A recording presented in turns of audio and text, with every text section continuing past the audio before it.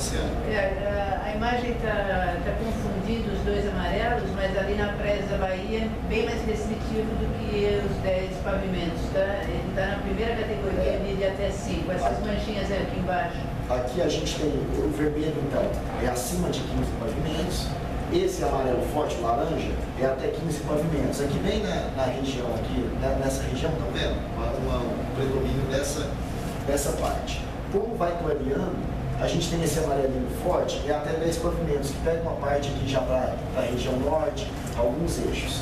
E é o que vigora também, pelo plano diretor, que vigora então para essas regiões ainda sem cor. E o mais clarinho é o permitido até 5 pavimentos. Significa que, então, enquanto estamos sem cura, a densidade permitida nessas regiões, no Timor Leste, é até 10 pavimentos. Só um pouquinho. Porque a gente estava falando sobre a densidade da região oceânica, a gente lê nesse mapa também. É todo aquele amarelo fraquinho de construções de até 5 pavimentos. Então, por isso a gente consegue, com a sobreposição de todos esses mapas, e ter uma leitura mais relacionada da cidade. Aqui, a densidade, a cota de densidade definida, define o número de unidades do empreendimento, de acordo com o tamanho do lote. Quer dizer, a quantidade de construções conforme o tamanho do lote de cada empreendimento. Não dá para ver o desenho ali, mas tem ali a densidade. Porque ficou muito clarinho aqui, na tela ficou clarinho, mas é o seguinte, então o critério é o número de unidades dentro do empreendimento de acordo com o tamanho do lote. Mais uma vez se reflete aqui a ausência de cor em Pendotiba e região oceânica, então Pendotiba e região leste, e é aplicado o critério do plano diretor, que é o daqui de 50 a 100, certo? Nessa área. Não significa que se encontra assim, mas olha, são parâmetros urbanísticos, é o que a legislação atual permite, certo? O máximo permitido pela legislação atual. Não significa que lá está ocupado dessa maneira. Mais uma vez, então, aqui, cotas eram algumas áreas da região oceânica, regiões extremas, com áreas de preservação. E aí, esse eixo, a gente já vê eixos aqui que podem induzir a uma consolidação, a uma consolidação mais intensa de ocupação urbana. Esse eixo aqui, do azulzinho de 100 a 150, uma densidade considerável, menor, uma densidade prevista menor, na região das praias, que já é uma área bem consolidada, um núcleo antigo de Niterói. Icaraí, por exemplo, já se encontrava, já tinha estudos que falavam que Icaraí estava estrafado, já estava estagnado, porque não suportava mais o aumento populacional já nos anos 50. Com a construção da ponte, então, aí se fala que Icaraí chegou ao estado de saturação, nos anos 70. Então já é uma área bem considerada e a regulamentação tentou diminuir essa densidade para não estimular a densificação. Vou voltar para o projeto. Bom, e toda essa produção urbana foi feita em cima de um ambiente natural, de uma geomorfologia, de uma geologia. A gente teve a oportunidade de pegar esse mapeamento novo, esse sobrevoo novo, com as curvas de meio metro, gerar um mapa de declividade. Esse aqui a gente usou um pouco para tentar atualizar o mapa geológico, geomorfológico, então ela está obedecendo a nomenclatura sugerida pela Embrapa. E aí não aparecem muito as grandes vertentes, mas aqui a gente fez um mapa cruzando, por baixo está a declividade, infelizmente, quando a gente está no ArcGIS, quando a gente está ali um zoom para poder trabalhar e ver, a gente cruzou a malha urbana com os remanescentes florestais e essa declividade por debaixo, Então, e com a drenagem. E o que acontece? Só um segundo. O que a gente vê pela essa produção urbana é que as áreas mais baixas elas foram quase 100% ocupadas e a expansão das áreas da área urbana de Niterói principalmente aqui nessa área, subir os morros, literalmente, né? E aí, o que é consequência disso? Né? Uma intensificação dos processos de risco, né? E principalmente nas áreas onde a urbanização é precária, onde você tem problemas na consolidação da urbanização, né? Eu tive o privilégio de fazer uma série de trabalho de campos com a Defesa Civil, que a gente fez chamou o S das ocorrências, né? E poder ver em campo como é que é dar essa relação de ocorrência de risco, né? Que é um ponto, é um cenário que deve ser considerado nas análises futuras para o plano diretor, né? E obviamente, você tem uma correlação quase que direta da ocorrência de riscos com os aglomerados subnormais, né? Então, enfim, essa sobreposição de informações tem que ser considerada, tem que ser pensada no planejamento de 10 anos do ponto de vista de habitação. Acho que 2010 foi o cenário mais catastrófico que Niterói teve, né, nos últimos... Acho que pode falar na história urbana da cidade, né, que numa ocorrência de evento extremo de chuva, todo mundo sabe que não foi só o Pumba foi utilizado como mote da mídia, né, mas a gente sabe que as mortes ocorreram em várias regiões aqui, né, ao longo do mundo. Cada pontinho verde desse é uma ocorrência de deslizamento. Isso a partir de 2011 para cá, né? A gente tem um mapa já de ocorrências que é de 2009 e 2010. A gente tentou atualizar uma coisa que a Defesa Civil ainda não tinha, das ocorrências que eles tinham o ponto de localização de 2010 para cá, né? Para quê? Para tirar o efeito da catástrofe.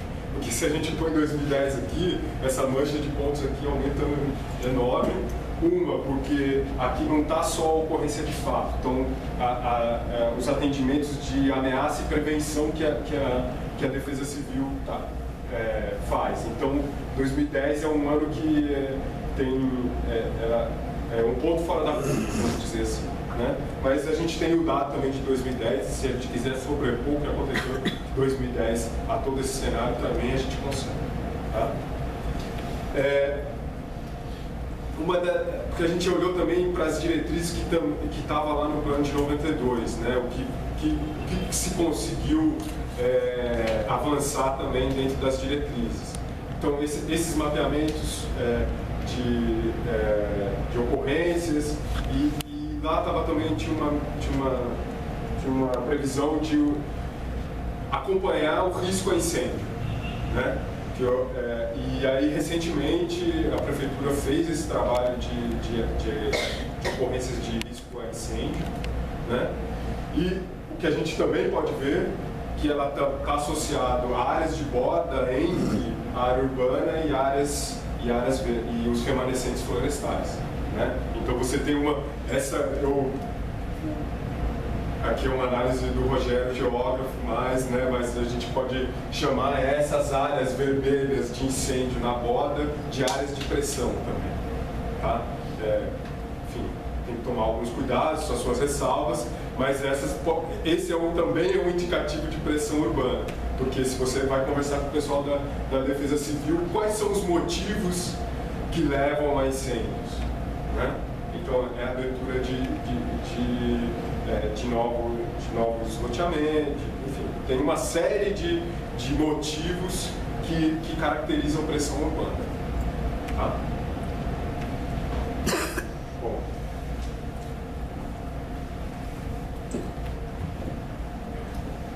Esse é um mapa de anotação das favelas e aglomerados normais, né? Identificando essas áreas. Então, aqui está as áreas de especial interesse social e as comunidades, né, pela quantidade de aglomerados. Como a gente já tinha adiantado, né, nos mapas anteriores, a gente tem uma grande concentração nas áreas mais antigas e consolidadas da cidade. Com essa intensificação, esse primeiro período de intensificação lá nos anos 50, começa também de favelização, né, na cidade. E aí, isso que o Rogério comentou, foi se subindo os morros, né, ocupando os altos dos morros, e preocupante que coincidem. Você pode voltar, Rogério? Com essas áreas de risco de incêndio e no anterior, que foi aquele dos verdinhos, e os pontos de ocorrências de deslizamentos. Né? Pode voltar. Então, o estabelecimento dessas áreas, né, com zona especial, quando o PD faz isso, ele está dizendo aqui é uma área crítica, é um ponto de atenção. Né? O especial é isso, é uma área que se necessita de atenção. Né? Tanto nessa questão dos deslizamentos, do risco, né, à vida humana, do risco a essa estrutura urbana, e também porque acaba configurando um desmatamento de áreas, de manchas de preservação. Né? Estão historicamente situadas nessas áreas e também pontos na região oceânica, onde, lembrando lá da dinâmica imobiliária, a gente tem os imóveis de valor mais alto. Né? Então a gente tem alguns pontos também. Essa característica topográfica de Niterói, né, nessa similaridade com o Rio de Janeiro também, a gente tem essas áreas muito próximas dos centros configurados, que não é o caso de outras cidades que se espalham mais, por exemplo, como São Paulo. Né? Então a gente tem o relevo, ele contribui para essa característica também. Chama atenção a necessidade de se olhar com muito carinho a região norte, que tem quase 40% dos domicílios ali com renda de até um salário mínimo. Quer dizer, isso é uma massa expressiva de pessoas muito grande, carentes. E a grande concentração de manchas, né, de áreas especiais na região norte, assim como das áreas de risco. Né? E se a gente for voltar lá atrás, quando a Baína mostrou a demografia, também a gente vai ver que é a área onde tem mais crianças, por exemplo. A área de com maior número de desempregados. Em contraponto, só manter, por favor. As áreas da Bahia, quase 40% do domicílios com renda acima de 5 salários mínimos. Né? Outro elemento de destaque são as comunidades não localizadas em áreas especiais de interesse social. Quer dizer, essas ainda não encontram, estão fora dessas áreas regulamentadas pelo poder público municipal. Né? Quer dizer, são pontos preocupantes. E olha quanto, e principalmente distribuído justo na região norte. Estão vendo esses pontos? Conseguem ver esses pontinhos lilados aí, né? É muito difícil, mas aqui é na região norte. Eu estou apontando com a caneta para vocês terem uma ideia. Nas praias da Bahia a gente tem alguns aqui, né? E 1, 2, 3, 4 na região oceânica, 5, 6. E uns 4 na região leste. Quer dizer, alguns em Pelotiba também, mas a grande região está espalhada nessa área aqui que eu estou circulando com a mão. Né? Quer dizer, comunidades não localizadas em áreas especiais de interesse social. Isso é um ponto de atenção, que precisa atenção nessa revisão do plano diretor. Aqui, a identificação, de novo, dessas áreas de favelas e aglomerados subnormais, identificando, então, a distribuição das ações habitacionais, né? Novas habitações e intervenções urbanísticas em comunidades carentes. Então, essa mancha azul, ele identifica as intervenções urbanísticas previstas ou em andamento, né, pela legislação municipal, pela atuação do poder público municipal. E esse laranjinha com tipo uma casinha é a produção de novas habitações. Né? Novas habitações que vem surgindo aqui. Na região de Pelotiba, como eu disse, é a segunda região em destaque, né, como área de expansão urbana da cidade. A gente tem primeiro ainda a região oceânica, mas seguida cada vez mais de perto por Pelotiba. Né? E as áreas para onde a gente tem ações, então, de intervenções urbanísticas em comunidades carentes. Né? Parte, mais ou menos metade de Pelotiba aqui, na área, junto à região norte, junto às praias da Bahia, né? Extrapolando um pouquinho aqui para o limite da região das praias da Bahia, naquela região da ponta das praias da Bahia, ali indo para lá de Charibas, Jurujuba, aquela ponta ali, a gente já tem um mapeamento de ações também. E na região norte, essa grande faixa, atravessando a região, pegando quase que sua extensão. Ou seja, esse mapa mostra que a administração municipal está agindo onde deve, quer dizer, onde há população mais carente. dizer, mostra que há uma convergência de ações. Agora, resta saber se ela será suficiente ou se ela precisa ser um nível mais elevado ainda. Para essa constatação, a gente tem aqui, quer dizer, um levantamento prévio, indicativo agora, né, nesse primeiro momento do diagnóstico, a produção de novas habitações, só para ter um comparativo, 2.940 unidades. Né? Intervenções urbanísticas, elas estão envolvendo 5.825 unidades. Quer dizer, mais ou menos metade das intervenções já é a produção de novas habitações.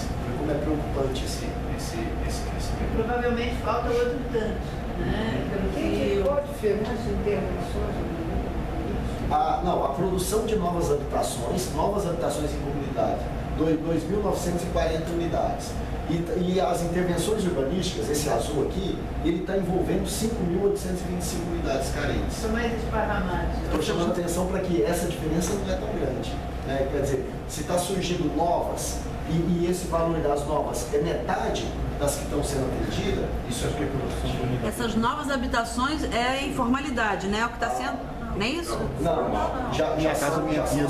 Ah, tá. Formalizado. Tá, MCMV no finalzinho, na legenda. Tá vendo a casinha boa, a produção de novas habitações. Aí entre parênteses, MCMV e a Casa Minha Vida. Ô, Ralf. Fazer intervenção para novas habitações. Aproxima. são todas Para a as ações. construção de novas moradias. Tipo, requalificação de unidades habitacionais. Exato. Essas intervenções urbanísticas é o que? Infraestrutura? Não só. Eu estou entendendo que é requalificação habitacional. Também unidade. Não só a infraestrutura, como também a unidade. A unidade Que habitacional. são essas 5.825 unidades habitacionais. Requalificação habitacional, melhorias habitacionais. Melhoria de infraestrutura, de equipamentos nas comunidades carentes, né? Aí, quer dizer, esse número de unidades, Mas não é urbanização. Não chega a ser uma urbanização. não especificamente. Não, é mais focado no número de unidades mesmo de habitação e não extensivo. Significa que tinha habitação subnormal e ela passou a não ser. Pode ser isso. Também pela construção de novas habitações. É para somar, né? 2.940 mais 5.825. Isso significa o que está ou em andamento ou que foi produzido aí no período de Atendido ano. por faixa de renda, essa extensão. Não. Não, aqui ainda não. Só quer dizer, é a questão de todas as intervenções urbanísticas do município. Que áreas estão sendo É atendidas? um resumo, por elas. porque não é um mapa de habitação, quer dizer, não é relevante se é para baixar 1, 2 ou Mas 3. normalmente até para aquela faixa, para as faixas mais baixas mesmo, ou seja, é de área de No caso, essa área aí que você está falando, da Zona Norte, Aqui. é para o pessoal que perdeu suas casas, está incluído aí? Também Isso. Essa? Também. No Está primeiro incluído aqui, momento. mas não é exclusivo, né? Sim, no primeiro momento. Minha Casa Minha Vida, que está. Minha Casa Minha Vida são as laranjinhas. Produção de novas habitações agora, mas recente. Então aí os projetos mesmo. É isso. E aqui intervenções para melhoria geral, não especificamente só a produção de nova habitação, ou só infraestrutura, ou só atendimento para relocação de vítimas de deslizamento, certo? Mas o total de intervenções e a área que eles estão atendendo. Essas intervenções então não seriam públicas, seria daquele construção pública. Desculpa. Seria de volta. Não, também intervenções também do poder público. Essas são intervenções urbanísticas nas comunidades carentes. É só público isso? Só poder público? Com as nossas fontes, as fontes foram vocês que passaram para a gente. A fonte é sua, André, você sabe melhor do que a gente. Uma das fontes até para o critério de subnormal, né, foi, por exemplo, o diagnóstico do PLIS, né, que foi bastante utilizado, e também a gente acabou também, além das fontes, estudando bibliografias, né, de estudos. Porque essa nomenclatura não é primeiro. Eu acho que a gente tem que... Poderia colocar a qualificação de unidade estacional. Certo. Bom, agora a mobilidade. Tem, só uma perguntinha, tem área vazia marcada? Nesse mapa ainda não. Não, é diagnóstico, né? Pois é, o diagnóstico poderia estar mostrando área vazia, não? Ainda não? Tá. Bom, senhores, boa noite. Meu nome é Lauro, vou falar um pouco da área de mobilidade.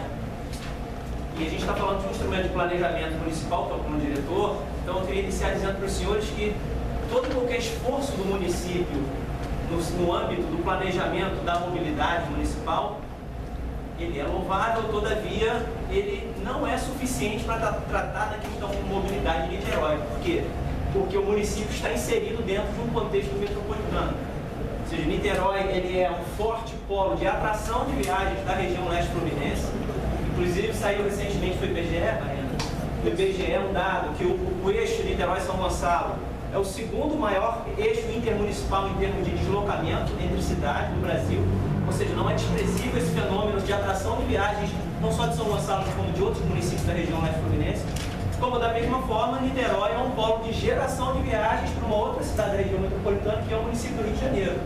Então, se for tratar da questão municipal apenas olhando o município, fica uma solução pela metade. Então, é um esforço do município de tentar, junto ao Estado, logicamente o Estado tem um órgão para isso, que é a Agência Metropolitana de Transportes Urbanos, ainda não está no nível de planejamento desejado, mas todo o esforço municipal, além de planejar no âmbito do plano diretor, deve estar inserido no âmbito da Agência Metropolitana para que o assunto seja tratado em nível metropolitano, como mandam todos os manuais internacionais de mobilidade de regiões metropolitanas.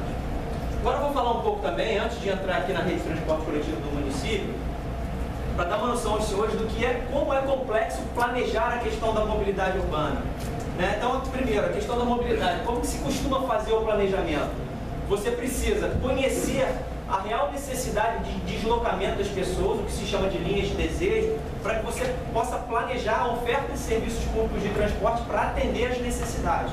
Então, normalmente, você divide o território em áreas, que se chama zonas de tráfego, e você, através de uma pesquisa muito complexa, que é a pesquisa de origem e destino, você calcula a geração de viagens em cada área, a distribuição de viagens, ou seja, eu tenho uma determinada área que gera 1000 viagens. Então, 1000 viagens para uma área A, para uma área B, 500 para uma área C, a divisão modal, ou seja, de que forma essas viagens são feitas, a pé, de bicicleta, de ônibus, de moto, de carro, de metrô, e a alocação no tráfego. Depois que você tem toda a linha de desejo, os motivos de viagem, os modos de transporte, os horários de deslocamento, você vai conseguir fazer o que se chama de alocação no tráfego, para ver como que isso, como é que vai ficar a dinâmica no sistema viário de toda essa questão das linhas de desejo. E aí a gente acaba chegando aonde a gente percebe nos grandes centros urbanos, se aproximando do caos. E por que a complexidade? Porque entender essas necessidades não é simples. E esse retrato que se estabelece é importante porque ele tem um fundamento. Por que tem um fundamento? O transporte não tem fim em si mesmo. O deslocamento no ambiente urbano ele é derivado das demais atividades socioeconômicas. Ninguém anda de ônibus ou a pé por motivo nenhum. Eu vou para a escola, ou eu vou para o trabalho, ou eu vou ao médico, ou eu vou fazer compras, ou eu vou viajar a lazer. Então, daí a gente faz uma ligação da ciência da mobilidade com uma outra área muito importante do planejamento urbano, que é a uso e ocupação do solo. Ou seja, a mobilidade vai ser o fim da linha. A ocupação e uso do solo, onde você planeja os locais de residência, os locais da zona industrial, o setor de serviços, o setor de comércio, a mobilidade urbana vai ser consequência dessa dinâmica urbana de ocupações do solo. Logicamente, quando você tem um histórico onde as cidades têm um crescimento desordenado, o poder que um plano diretor tem quando uma cidade já está estabelecida para tratar essa questão de forma preventiva, não é um poder tão grande quando você está planejando uma cidade do início. Okay? Então, acho que essa é uma introdução válida. Aqui tem um desenho da rede de transporte coletivo do município, que é uma rede composta pelo sistema de ônibus, e daí a importância da gente falar em nível metropolitano. Houve-se a discussão de linha 3 do metrô, isso tem um impacto direto na questão da mobilidade em Niterói. Por quê? Porque trata de deslocamentos de outros municípios para cá e provavelmente de pessoas que vão sair daqui do centro e ainda vão se deslocar para o Rio de Janeiro. Isso tudo tem impacto. Então aqui a gente está tratando apenas para dar uma noção da arquitetura da rede de transporte coletivo da cidade, que é composta por 2 consórcios de ônibus, cerca de 700 ônibus, 54 linhas, em sua maioria linhas radiais, transportando mais de 6 milhões de passageiros por dia. Vou passar para o próximo, então. Nesse slide aqui a gente consegue entender a questão da frota de automóveis. Como é que está a evolução do crescimento da frota em Niterói em comparação com outros entes da federação. Então a gente percebe que Niterói tem o maior índice de veículos por habitante, que a gente chama de índice de motorização. E está bem distante dos todos os outros entes federativos. Niterói tem 0,43 veículos por habitante, ou seja, isso são dados de dezembro de 2014.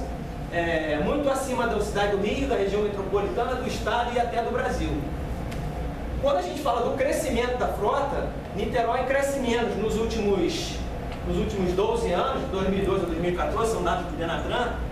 Niterói cresceu menos do que a média dos outros entes federativos. Mas por quê? Porque já está num nível de veículos por habitante muito alto. É o mesmo fenômeno de comparação dos países desenvolvidos com os países em desenvolvimento. Você vai pegar a Europa e os Estados Unidos, eles têm índices de motorização de 0,6, 0,7, 0,8 veículos por habitante. Você pega Índia, China, Rússia, que são países que estão crescendo, mais ou menos que se compara ao nível do Brasil, estão com 0,15, 0,2, 0,3 e o Brasil está com 0,34 veículos por habitante. Hoje, para as pessoas terem uma noção, o mundo hoje já tem mais de 1 bilhão de veículos.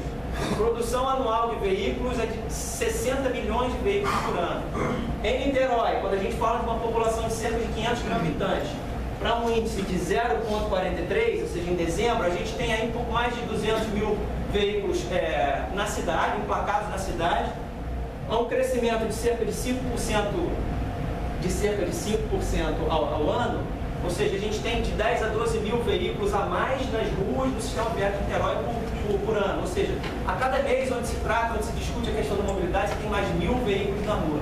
E aí não existe adjetivo melhor para tratar a questão do automóvel no sistema viário como insaciável. A vontade do carro é insaciável. Porque eu gosto de usar esse termo e é um termo forte. Porque não existem soluções que vão atender o desejo do carro. Não é à toa que os manuais todos da comunidade internacional, isso já é ponto pacífico, já se estuda essa questão há mais de 40 anos, que no gerenciamento da mobilidade urbana, você deve priorizar o atendimento, a circulação do transporte coletivo, do sistema público, em detrimento do transporte individual. Você deve fomentar o uso do transporte coletivo e dos deslocamentos por transporte não motorizado, que são a bicicleta e o deslocamento a pé. Você deve criar condições para facilitar esses deslocamentos. Sim. Então, enfim, um pouco dentro dessa linha de priorização dos sistemas de transporte coletivo e não motorizado, a gente mapeou aqui as ações que o município tem tomado nos últimos anos nesse sentido. Então, a gente tem as linhas em azul, são a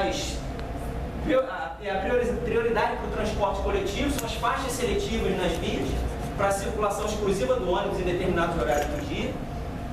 Em vermelho são ciclovias e ciclofaixas, para priorizar e fomentar o uso do transporte cicloviário. E em vermelho, pontilhado, porque já está em verde, perdão, em pontilhado e verde, é o percurso da Transoceânica, que é o corredor de ônibus, cuja construção já está sendo iniciada. Então, falando dos projetos estruturantes da cidade, ou seja, o que está se pensando para o futuro? É o corredor Transoceânica, que os senhores conhecem, que é um corredor de ônibus ligando a região oceânica ao bairro de Charitas, atendendo 11 bairros, com 13 estações, mais de 9 km de pistas exclusivas, com bilhetagem nas estações e integração com a estação hidroviária de Charitas. Tudo isso para tentar prover uma maior capacidade de transporte nesse sistema. E o Centro de Controle Operacional, que vai facilitar a gestão do tráfego, a operação de trânsito, que, infelizmente, dada o grande crescimento da frota de veículos e esse crescimento, essa questão do caos na mobilidade é uma questão, e já era há 30, 40 anos atrás, uma questão previsível, porque os índices de crescimento de veículos, desde a década de 70, 80, já eram 4, 5, 6 vezes superiores ao crescimento populacional. Então, a questão da gestão do tráfego passou a ser também prioridade. Hoje, você, em qualquer município de uma região, de uma cidade acima de 100, 200 mil habitantes, você é obrigado a ter no horário de rush as inversões de faixa, para que você possa ganhar são paliativos necessários para você ganhar espaço no sistema viário para melhorar um pouco a circulação. Então, a questão do controle semafórico remoto inteligente, ou seja, você vai passar a controlar o tempo de vermelho e de verde automaticamente em função do fluxo. São medidas altamente desejáveis quando a questão do tráfego urbano se torna caótica. Pois não. Enfim, então, agora nós vamos tratar de alguns dados. Ou seja, o governo do Estado ele tem um instrumento de planejamento chamado Plano Diretor de Transportes Urbanos. Ele faz uma grande pesquisa de origem e destino para fazer o mapeamento dos desejos de viagem no nível metropolitano. Então ele fez uma pesquisa em 2004 e outra pesquisa em 2013. Nós estamos trazendo dados dessas pesquisas para ter uma noção de como é que Niterói está inserido nesse contexto metropolitano. Então vamos falar primeiro de um indicador de geração de viagens.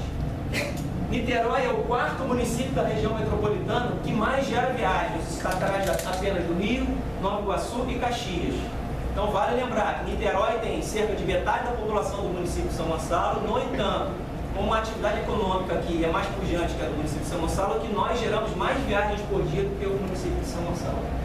Niterói, entre essas duas pesquisas, de 2004 e 2013, aumentou sua representatividade na região metropolitana de 4,26% para 5,55%, ou seja, passou em 2004 gerava 962 mil viagens por dia, passou a gerar agora em 2013 1.254.000 viagens por dia. E nesse período, 2004 a 2013, o número de viagens do município cresceu 30,3%, superando a média de 13,5% da região metropolitana. Vamos tratar de um outro indicador que é a divisão modal, ou seja, a pessoa já tomou a decisão de fazer a viagem, qual é o meio de transporte que ela vai escolher? Quando a gente fala da divisão modal, observa-se que as viagens por transporte motorizado individual de Niterói, ou seja, carro, que é o grande vilão da história, foram reduzidas percentualmente na matriz de viagem de Niterói de 29,5% em 2004 para 24,3% em 2013, ou seja, essa é uma notícia boa. Nesse período, a média da região metropolitana cresceu de 16,5% para 19,5%. É notícia ruim. Por que o trânsito em São Paulo consegue ser mais caótico que no Rio? Porque esse percentual do transporte individual na matriz de viagens metropolitana, ele supera 20%, ele é maior do que da região metropolitana do Rio. Apesar da redução, Niterói em 2013 apresentou o 3º mais alto índice de transporte motorizado individual da região metropolitana, atrás de Maricá e Mesquita. Ou seja, apesar de ter diminuído, como a gente viu no slide anterior, que Niterói tem um número de veículos por habitante muito alto, ela ainda está muito alta. E ela só perde para Maricá e Mesquita, que são municípios menores que, em tese, tendem a ter menos problemas de circulação viária.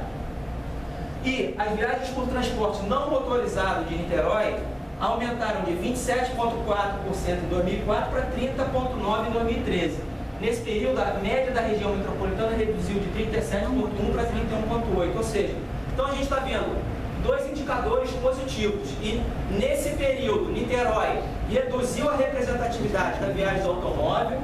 Aqui, a gente viu aqui no primeiro ponto. E Niterói aumentou a representatividade das viagens de transporte não motorizado, viagens a pé e bicicleta, na contramão do que aconteceu na média da região metropolitana.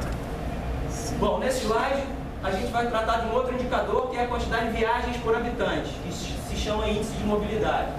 Niterói passou do 5º maior índice de mobilidade em 2004 para o 1º lugar em 2013. O número de viagens por habitante por dia de Niterói passou de 1,84 para 2,45 viagens por habitante por dia, enquanto a média da região metropolitana passou de 1,77 para 1,90. Em 2004, o índice de Niterói era 4% superior à média, e agora em 2013 foi 28,9% superior, ou seja, está muito acima da média da região metropolitana.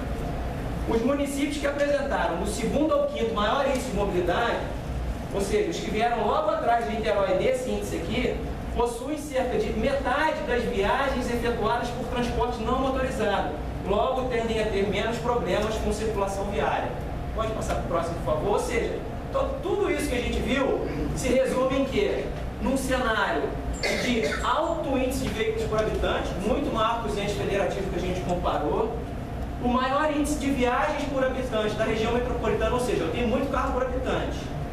eu gero mais viagem que qualquer outro município da região metropolitana. E eu tenho o terceiro maior índice de viagem com transporte motorizado individual da região metropolitana. Ou seja, esses 3 fatores em conjunto levam invariavelmente a um problema de gargalos na circulação viária. E em função desses gargalos, o que já se observa de medidas para tentar amenizar os efeitos desses gargalos? São as medidas de incentivo ao transporte não motorizado, que a gente viu lá as linhas vermelhas das ciclovias e ciclofaixas, as medidas de incentivo ao transporte coletivo, a questão das faixas seletivas, a questão também da implantação do bilhete único, não só municipal, como intermunicipal, que na medida que você barateia e fomenta a integração entre 2 ônibus ou 2 modos de transporte diferentes, você está induzindo o transporte coletivo, os investimentos no transporte coletivo através do corredor transoceânico e a restrição ao uso do carro particular, na medida em que a implantação de algumas ciclovias e ciclofaixas no município foram concomitantes à restrição do estacionamento, como por exemplo a Amaral Peixoto e a Rua Gabriel Peixoto. E todas essas medidas são diretrizes da Política Nacional de Mobilidade Urbana, que é uma lei federal de 2012, que vai nortear aí as políticas públicas e as diretrizes para a mobilidade nos municípios. Bem.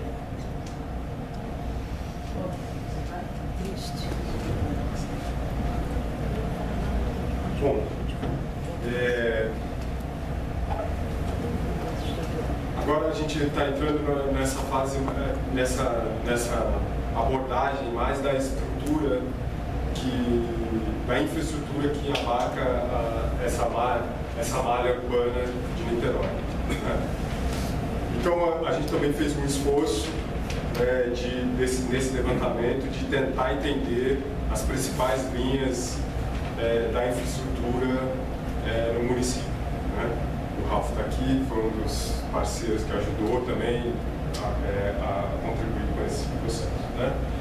Então, a gente procurou entender como é que funciona a parte da governança da infraestrutura, que é gerida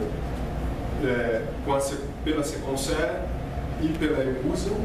Eles têm papéis aí de fiscalizador, de gestor, ou direto na atuação, enfim, tem os seus papéis definidos juntos com as concessionárias. Então, o papel da Seconcer é conciliação, rios e canais, serviços concedidos, iluminação pública e infraestrutura. E tudo isso com alguns serviços consorciados, como a Águas de Niterói, Ampla e etc. Telecomunicações. Vamos para o primeiro ponto, a infraestrutura de abastecimento de água. O primeiro dado secundário que a gente foi olhar foi o sistema, o SINIS, o Sistema Nacional de Informações e Saneamento, que é a informação do município para o Ministério das Cidades. E mostra uma variação, um aumento na população atendida do cadastro de 2000 para 2013, um aumento na quantidade de ligações, um aumento na extensão da rede, enfim, mostra, acompanha um pouco a evolução dos últimos 10 anos da infraestrutura urbana de água. Atinge quase 100% da população. O que leva a primeiro diagnóstico desse indicador de atendimento de quase 100% de água. Para confrontar, a gente pegou o dado do censo, para ver os domicílios ligados à rede de água. Esses dois dados podem ser comparáveis, apesar da fonte ser diferente, porque o SINIS é a concessionária e o município informando o Ministério das Cidades. No censo, é o morador do domicílio dizendo que tem água encanada. Nesse caso, diferente do esgoto, ele é mais fácil, ele é mais visível, porque abriu a torneira, sabe que tem água, esse é mais fácil, eles são mais comparados. E também mostra a mesma tendência do dado, então são apenas não registra o fornecimento de água. Obviamente. Quer dizer que a água é... Problemas de intermitência e e abastecimento não estão refletidos nesses dados. E, obviamente, isso na operação diária e semanal do município, isso pode ocorrer, mas não está aqui registrado, né? Isso é um dado que a